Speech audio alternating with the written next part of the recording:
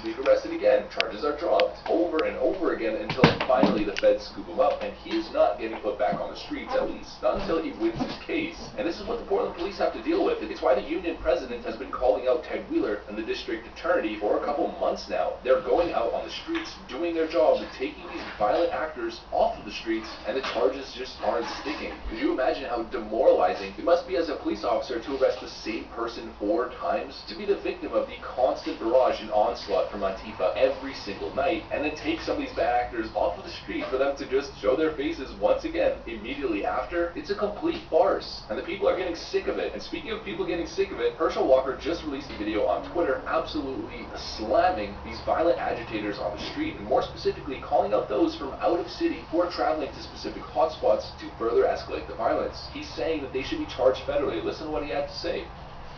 You can tell I've been working out, and you can tell I'm thinking. And I watch a lot of these beautiful cities being destroyed by people rioting. And I saw all these local leaders that won't step to the plate to protect their citizens or their citizen business. So I'm going to step to the plate and become a local leader in the sense that I want to put in a mandate that anyone arrested during a riot and they're not from that city, they don't have a resident in that city or that town, should be arrested and get federal time, because I pay state and federal taxes. So on my federal taxes, I want them to get federal time for the crime they committed. So local leaders, it's time for y'all to step to the plate and take control.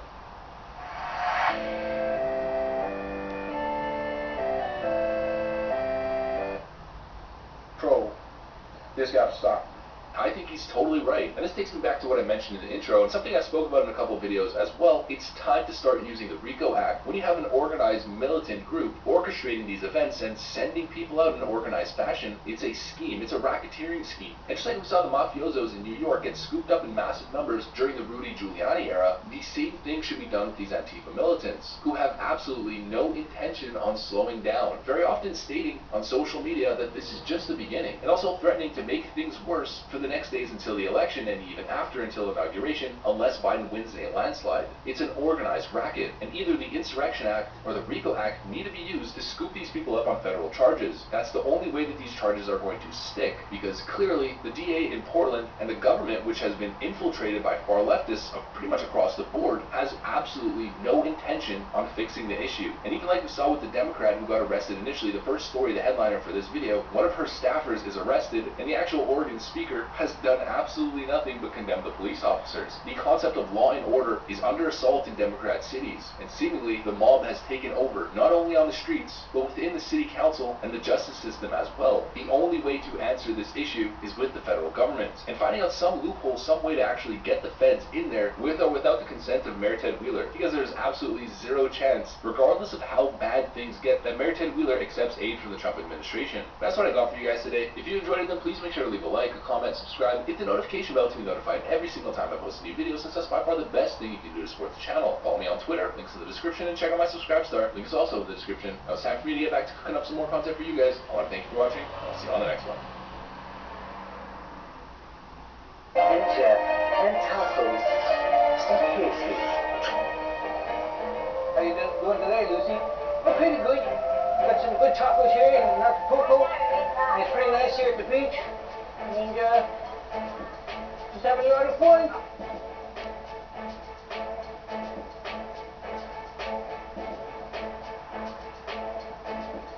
Back in Acapulco. Another beautiful day. No mask wearers. I just talked to my friend. I was like, haven't they tried to shut things down? He's like, they try every now and then, but no one does it. So that's good. Oh, we got Polo and Lucy today. So I was watching Max Egan's video on the Crow House. It was actually his backup channel on YouTube. And another really good video by Max. And halfway through it, video unavailable. This video is no longer available because the YouTube account associated with this video has been terminated.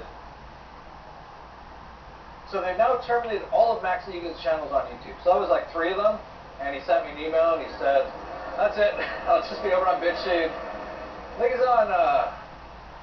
on Library, LBRY. And a few others, I can't remember the names of them. But really, if you want to get like so much great stuff, David Icke has been putting out so much great stuff, you can't get him on YouTube. Max puts out great stuff, so you can't get him on YouTube anymore. So, if you haven't been over on a place like BitChute, go check it out. And for our videos, if you want a perfect place where it can never ever be taken down, just go to dollarvigilante.tv. But yeah, it's pretty funny. Max and I, we tend to write emails to each other. It's like, I was just watching your video and they took it down while I was watching it. And that's exactly what happened to me. So I'd like to thank Barricade Garage for that video at the start. Pretty funny. And yeah, it's getting crazy. Not here. Well, it's crazy kind of like with the dogs playing. Yeah, Jamaica. Muy bien gordo. But man, a place like the USSA or the UK, it's going crazy. They just announced they're probably going to be doing something called Operation Moonshot. 2020 has been the year of the unthinkable. So Wells Fargo is using some of our locations as drive-up food banks to help provide 50 million meals.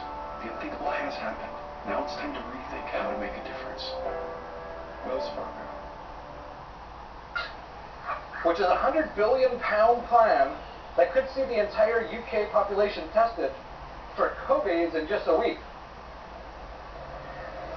I like how they named it Moonshot, because that's fake too. But it says in the article, oh, my wife wants her pug back. The dog's having so much fun. But the article says 10 million daily COVID tests will be dished out to get Brits back to the footy.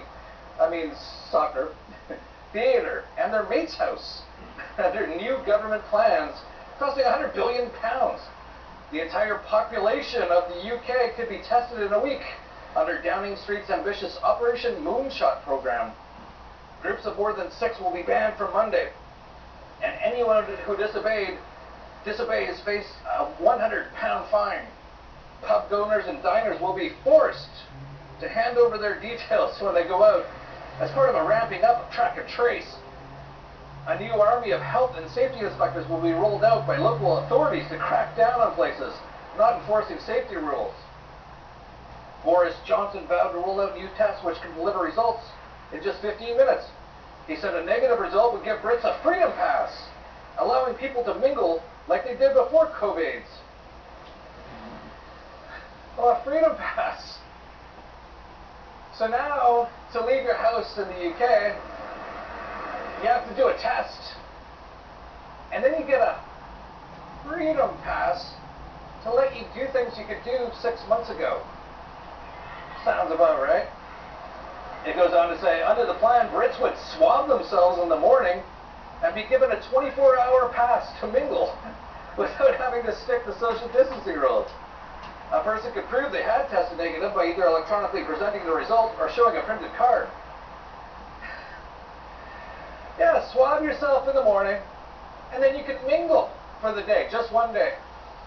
24 hours. And you got to re-swab. How long do you have to do this? Forever. Why? Because I want to do it. Wow.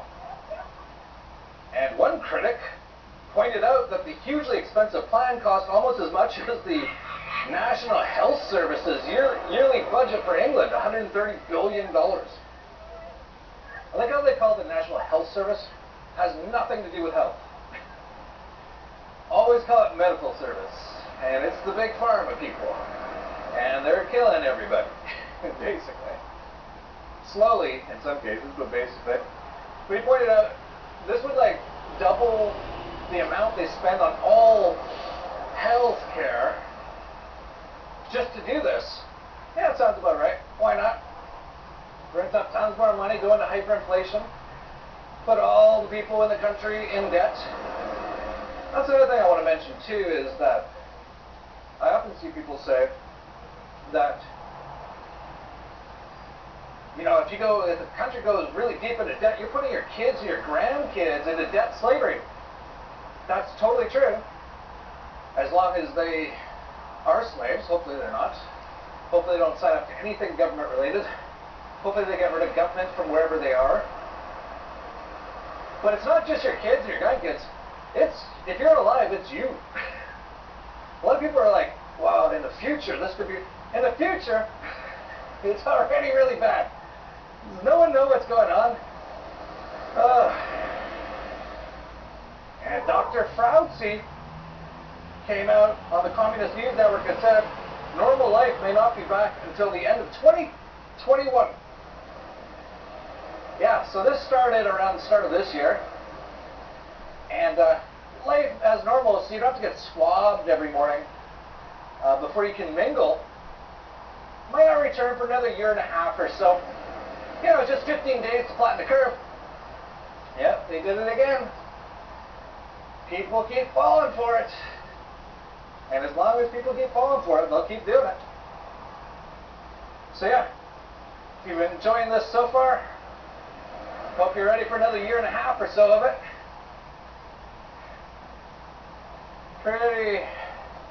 It's unbelievable to be watching this all rolling out.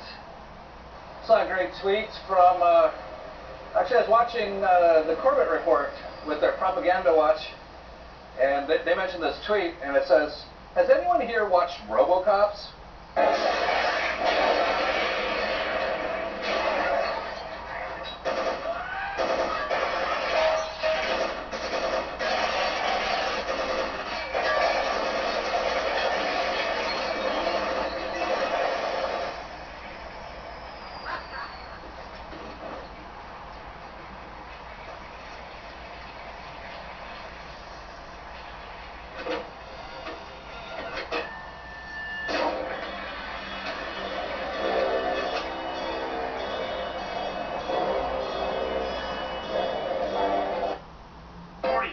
Receiving highly unusual transmission.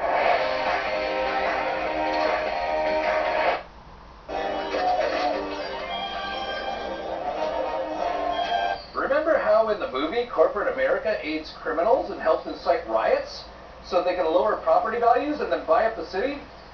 Science fiction is crazy, am I right? Yeah, crazy. In fact, I actually know that most of the bad news that always gets reported about Acapulco here in Acapulco is because most of the Mexican billionaires have been buying up all the land here. Nothing's ever what they say it is on the mainstream media. I can't believe anyone actually thinks it's like news. It's all lies. To basically screw you over in one way or another. I got a party going on over here.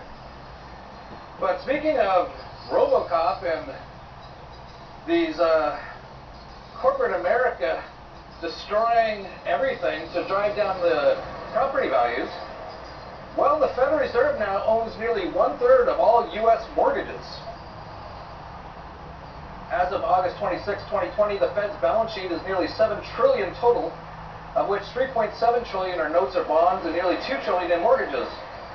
The Fed has snapped up $1 trillion of mortgage bonds since March.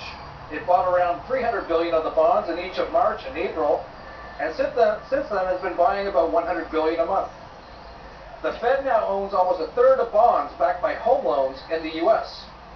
And you can see in this chart, the Fed's balance sheet around 2002 was less than $1 trillion. It's now over $7 trillion. So what that kind of means is, and this is what I said was going to happen, they're going to destroy almost everything on purpose, and the central banks are going to end up owning everything. How many people have you been hearing about? Like, it's overwhelming the amounts. We're talking millions and millions and millions of people in the U.S. don't know how they're going to pay their mortgage. Those who are renting don't know how they're going to be able to pay their rent. And of course, when they can't pay their rent, the person who owns the place probably has a mortgage, which means death contract in French, on purpose. And they're all just going to get wiped out, and who's going to be left owning everything? Central banks. That's how it works. That's how it always works. I don't know. I don't know how much fluoride they put in the water nowadays. Whoa, big wave, big wave. Oh, where's Lucy? Lucy, Lucy.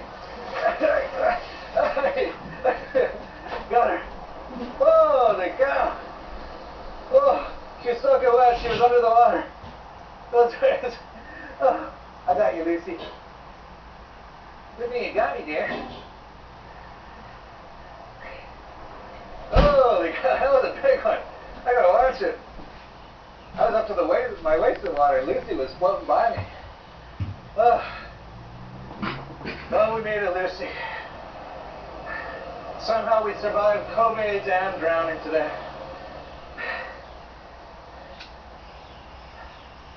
Yeah, that's how central banking works. They're there to impoverish everybody, and for them to end up owning everything at the end of the day. And that's exactly what's going on. Lucy, more ways, more ways. That's my go. Alright. A little higher up now. Those are some serious waves coming in.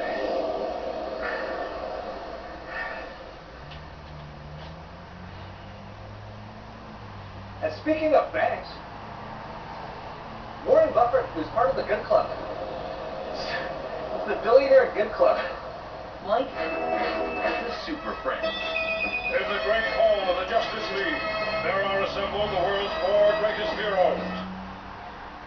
But these cartoon-fueled puff pieces reveal more than they know about Gates and the other mega-rich philanthropists they are attempting to idolize. Yeah, the Good Club of Bill Gates, George Soros, who's running all the riots,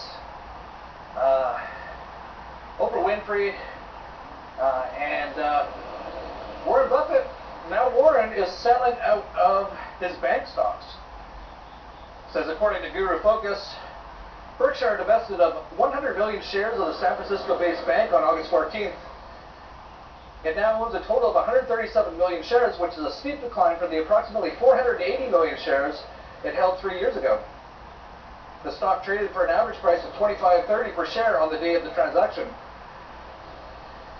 Once Berkshire's largest and then second largest position, Wells Fargo now represents only 1.74% of the equity portfolio of Berkshire Hathaway. That's interesting. You know, Warren Buffett, he hangs out with Bill Gates all the time.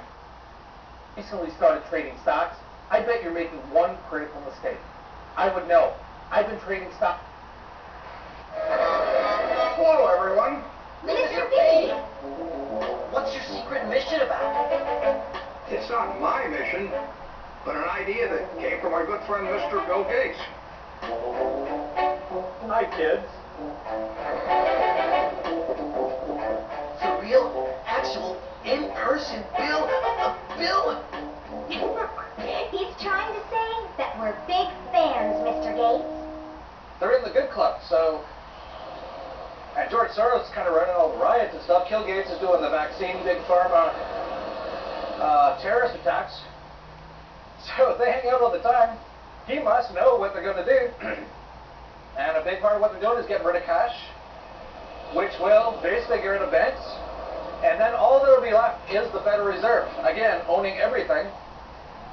And you'll have to have an account at the Federal Reserve using their digital currency so that they can track and steal most of your wealth. That sounds pretty good, right?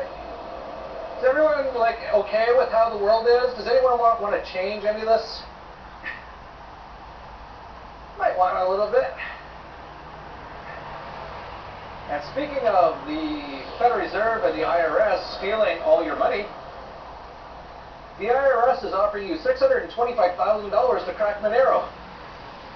The agency noted rising criminal usage for privacy coins like Monero as one of its motivations behind the proposal, stating that privacy coins are becoming more popular and are being used more by illicit actors. Yeah, the IRS, the biggest extortion racket in the world, is really concerned if you can protect your assets. Now, of course, they say they're going after criminals. Well, most of the criminals they're describing are people who try to avoid being extorted. That's called money laundering. People who sell drugs Well, the CIA is the largest drug cartel in the world. And then there's those terrorists. Well, you know what? Today's I'm recording this on 9/11, September. What a good day to bring up terrorism. So when did the trial start for George W. Bush, George Bush especially? I don't think they even told W. Dick Cheney, Rumsfeld, Wolfowitz. When's all that? Oh, they're still throwing out baseballs and baseball games. Huh. That sounds fine. So yeah, they want to stop those terrorists from using Monero. Well, good luck, IRS, you bunch of thieves. You're not going to be able to crack it. And definitely not by offering $625,000. You couldn't even get a mid-level hacker for that price. And almost all hackers, and I mean this, I know a lot of them, are all anarcho-capitalists. Even if you hired one for like $100 million, he would screw up your system so bad you wouldn't even know what happened. Yeah, you guys are going to waste soon, aren't you? Good. Good, it's about time. I saw this one quote, I thought it was really good. You know, as they're going around doing their track and trace and making sure you don't leave your house or walk your dog in Australia, or for a post on Facebook about how you don't really like the government's law. There's an old saying, this isn't the one I'm going to bring up, but it's something about first they came for, and there's a bunch of different ones, the gays or the journalists, etc. And it ends with, and then they came for me and there was no one to speak up for me. But this quote is really good because it comes from Stalinist Russia, during the gulags in the archipelago. It's a book by Alexander Solzhenitsyn. I'm sure I pronounced that totally incorrectly. But people might want to keep this quote in mind as things continue to get worse and worse, and it's going to get so much worse in the next few months. Fauci even said that. So many of them are saying it. Oh, this is going to get really bad now. Oh, really? It's been pretty bad. You might want to keep this quote in mind. And how we burned in the camps later thinking, what would things have been like if every security operative, when he went out at night to make an arrest, had been uncertain whether he would return alive and had to say goodbye to his family? Or if during periods of mass arrests, as for example in Leningrad, when they arrested a quarter of the entire city, people had not simply sat there in their lairs, paling with terror at every bang of the downstairs door and at every step on the staircase, but had understood they had nothing left to lose and had boldly set up in the downstairs hall an ambush of half a dozen people with axes, hammers, pokers, or whatever else was at hand. The organs would very quickly have suffered a shortage of officers and transport, and notwithstanding all of Stalin's thirst, the cursed machine would have ground to a halt. If we didn't love freedom enough, and even more, we had no awareness of the real situation, we purely and simply deserve everything that happened afterwards. So not quite that bad yet, but Canada